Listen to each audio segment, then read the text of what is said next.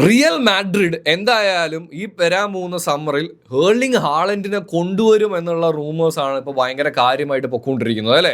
അപ്പോൾ അതിനിടയിലാണ് അങ്ങനെയാണെന്നുണ്ടെങ്കിൽ FC ബാഴ്സലോണയും ഒട്ടും മോശമാക്കാൻ പോകുന്നില്ല എന്നുള്ള റിപ്പോർട്ടുകളൊക്കെയാണ് വരുന്നത്. അതിനെക്കുറിച്ച് ഡീറ്റെയിൽ ആയിട്ട് നമുക്ക് സംസാരിക്കാം. എന്തായാലും നമ്മുടെ കോണ്ടന്റ്സും കാര്യങ്ങളൊക്കെ നിങ്ങൾക്ക് ഇഷ്ടപ്പെടുന്നുണ്ടെന്നുണ്ടെങ്കിൽ ഇൻസ്റ്റയിലാണെന്നുണ്ടെങ്കിൽ ഒന്ന് ഫോളോ ചെയ്യുക, യൂട്യൂബിലാണെന്നുണ്ടെങ്കിൽ ഒന്ന് സബ്സ്ക്രൈബ് ചെയ്യാൻ ഓർമ്മിച്ചുകൊണ്ട് കാര്യത്തിലേക്ക് കിടക്കുകയാണ്. യെസ്, അങ്ങനെയാണെങ്കിൽ ബാഴ്സ വെക്കാൻ പോകുന്ന ചെക്ക് എന്ന് പറയുന്നത് ഹൂലിയൻ ആൽവാരസ് തന്നെയാണ്. അത്ലറ്റിക്കോ മാഡ്രിഡിന് വേണ്ടി നിലവിൽ കളിച്ചുകൊണ്ടിരിക്കുന്ന മച്ചാൻ ഒരു കിണ്ണം കാച്ചിയ മച്ചാനാണെന്ന് നമുക്ക് എല്ലാവർക്കും അറിയാം അല്ലേ. അപ്പോൾ ഒന്ന് ആലോചിച്ച് നോക്ക്, സെൻട്രലിൽ ഈ പറയുന്ന പോലെ ഹൂലിയൻ ആൽവാരസ്, ലെഫ്റ്റിലും റൈറ്റിലുമായിട്ട് റഫീനിയും യമാലും, ആൻഡ് ഇപ്പുറത്തേക്ക് റയൽ മാഡ്രിഡിൻ്റെ കാര്യം നോക്കുകയാണെന്നുണ്ടെങ്കിൽ വിനീഷ്യസ് ജൂനിയറും എംബാപ്പയും, അല്ലെങ്കിൽ അപ്പുറത്ത് റോഡ്രിഗോ ആയിരിക്കാം, ആവാതിരിക്കാം, അറിയില്ല. എന്തായാലും സെൻട്രൽ ഏർലിംഗ് ഹാളൻഡും കൂടെ വരികയാണെന്നുണ്ടെങ്കിൽ എൻ്റെ പൊന്നടാവെ കാര്യം കനക്കൂ എന്നുള്ള കാര്യത്തിൽ ഒരു സംശയവും വേണ്ട അല്ലേ. എനിക്ക് തോന്നുന്നു അതൊരു 1.5 മത്സരങ്ങളൊക്കെ തന്നെയായിരിക്കും.